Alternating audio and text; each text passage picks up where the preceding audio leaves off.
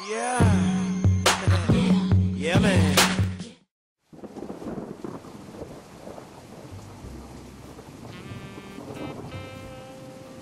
Before I begin, I would like to state, and I swear, that this story is entirely truthful. You know how everyone says they're afraid of clowns? Well, I really am.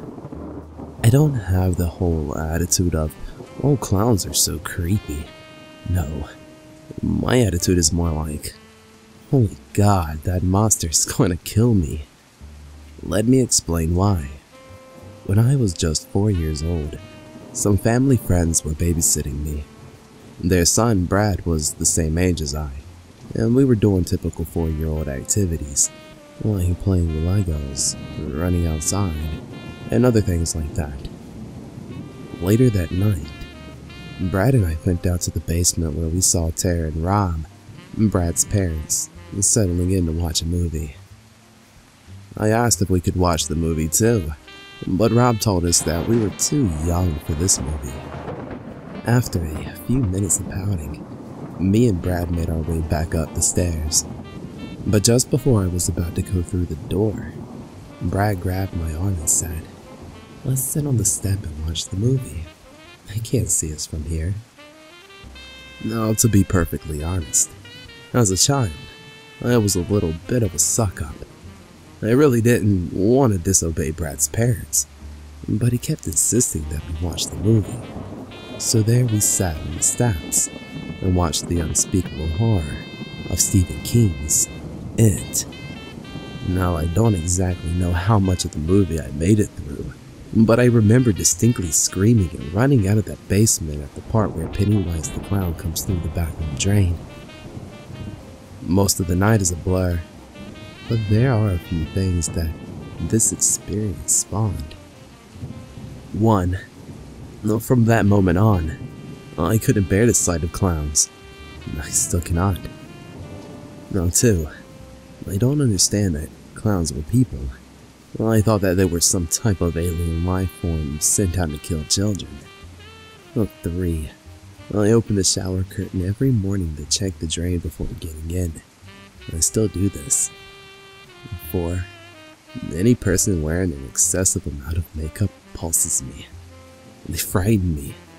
And to this day, I cannot look at them in the eye. Throughout the rest of my childhood, I couldn't handle situations where clowns were introduced. Around the time of my 8th birthday, my oppa surprised me by taking me to the circus. Within 20 minutes, we were back in the car driving home. I had caused such a disruption from crying and screaming that they had asked us to leave. Fast forward about a year ago, and a lot has changed. I had then come to the point that I realized my fear of clowns was irrational, but still I couldn't seem to get over it. And then, it happened.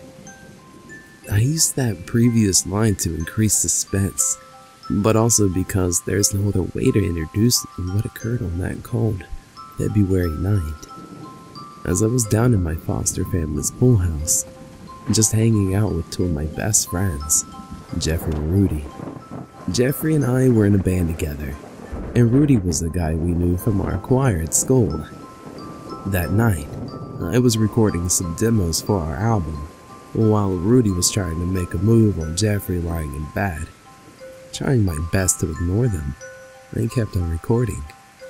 But then out of the corner of my eye, I noticed something in my window. I couldn't really tell what it was. It looked like some sort of pinkish blob. I alerted Jeffrey and Rudy of what I saw, but when we all looked back at the window, it was gone. The two guys started making fun of me, and I laughed along with them, joking about seeing things and trying to scare one another. I went back to recording, and Rudy and Jeffrey kept messing around in the bed. Jeffrey was pushing Rudy's joking advances away, and in the process was kicking across the door behind him. Around the third or fourth time he kicked the door, an enormous racket occurred.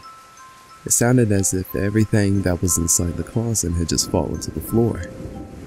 We all paused for a moment. Jeffrey noted that he hadn't kicked the door hard enough for anything to fall. Rudy then proceeded to open the closet, and we found that in fact it was empty. The final conclusion was that when Jeffrey had kicked the door, it triggered something in the ceiling to shift around and make some noise. Although that seemed incredibly improbable, we all let it go and went back to what we were doing. Although, this time, we were all quite a bit more subdued. As I went back to recording the demos, I kept my eyes on that window, more certain that I had seen something. Rudy then asked me what the song I was recording was about. I looked over at him and told him quickly, and when I went back, I saw that pink blob again. But this time, it wasn't a blob. I could see it more clearly, and I saw that it was a hat. A hat attached to a human head. I once again alerted the guys about the hatted man, but again by the time they looked over, he had disappeared. By this time, I was thoroughly scared.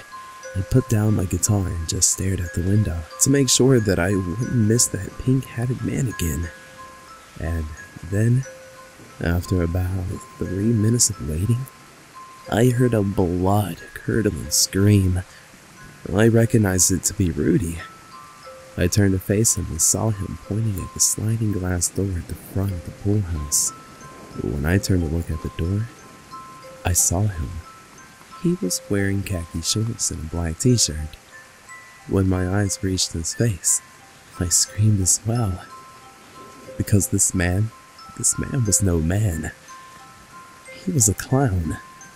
I ran into the kitchen while Rudy was screaming. Jeffrey had seen the clown and was rather confused to what was going on. I knew at this point that Rudy would be no help, as he was way too scared to move. So I tossed Jeffrey the biggest knife I could find in the kitchen. Well, after finding one for myself, and we waited. After about 2 more minutes went by, Jeffrey let out a yell. I looked out the sliding glass door again and saw a man in blue jeans and a gray sweater and a Burger King mascot mask. I remember Rudy screaming, "We're gonna die!" And at that moment, I believed him. I honestly thought that our lives were about to end. I yelled over to Jeffrey to call my foster mom and have her come down to the pool house and help. During that phone call, I saw the pink-hatted man in the sliding glass door as well. I remember him standing there, wearing blue jeans and a ripped red jacket, pounding on the door. Now at that moment, a lot of yelling began. Now I don't remember what all of us were saying, but I do remember a thought that popped into my head. I realized that if any of those men came into the house, I was going to kill them. I imagined slitting their throats and watching their blood gush over the tile floor. I have never believed in violence, and if you ask my friends, they would say that I'm somewhat of a hippie. But in that moment, I was ready for the kill, and that terrified me. Well, after a few minutes, we saw the headlights of my foster's mom car pull up. When she came into view of the door, she was standing there with the 2 men. One was holding the burger mask in his hand, and the other man was the pink-hatted man. I slowly walked up to the door, knife still in hand, and opened it. The pink-hatted man walked in first. As he plowed his way in, I got scared. So I grabbed the man, and I put him in a chokehold and held my knife to his face, screaming, "Who are you? Why are you doing this to us?" My foster mom got me to calm down and explained everything to us. Now apparently these men were our neighbors. A few weeks ago, Jeffrey, Rudy, and I were lighting off fireworks at night, and had made it so these men couldn't go to sleep. So in return, they decided to retaliate with this trick. They started laughing as they helped explain to us, but the 3 of us weren't laughing. To us, they had done nothing funny. Finally, after the explanation was over, I couldn't hold in my question anymore. Fine, I said sarcastically. Yeah, it was real funny. But I still don't know how you managed to change your clothes so fast into the clown outfit. As those words escaped my mouth, they both stared at me, utterly confused. And then, the pink-headed man said the most horrifying sentence I had ever heard. What clown? For months after, I refused to go down to that pool house at night. Thought of this clown running around the place terrified me. As we told and retold the story many times, Rudy and Jeffrey started referring to this clown as the clown ghost. They had good laughs about it, but I couldn't. I was still scared for my life. Who was this clown ghost? Where had it come from? Why was he there? And the scariest thought, where did he go? Well, after almost 6 months, I returned to that pool house one night to play some music. And after about 3 hours of messing around on my drum kit, I decided to call it a night. But before I left, I went to the bathroom because I really had to pee. After I finished, I walked out feeling better, when all of a sudden I heard a loud bang. I looked back and saw that the door had slammed shut behind me. I had not even attempted to shut that door. I left it open, just as I always do. A little nervous, I slowly opened the door to look to see if I could find some clue as to how the door shut. When the door was finally open enough for me to see clearly, I saw it. A grim white face, with blood-red eyes staring back at me. And worst of all, a bright red smile. I ran from the pool house and I haven't returned since. I hoped that if I had left that place for good, the clown ghost would not be able to haunt me anymore. Unfortunately, even in my new apartment, I can hear it. I hear a high-pitched laughter through the walls. I see those piercing red eyes and reflections. It haunts my dreams almost every single night. From that point on, I truly believed. I honestly thought that there was a clown ghost. Well, to this day, I still think there is. I don't know if I believe that he is a ghost, but I do believe that something is following me, and I hope that someday I will find my own peace of mind. But I fear that that peace of mind is something I just can't get, because I think this being has some fixation to me, just like Pennywise, and it won't stop until it has what it wants. What does it want? Does it want me dead? Does it want to use me for something? I have no way of knowing, but something tells me someday soon I'm gonna find out.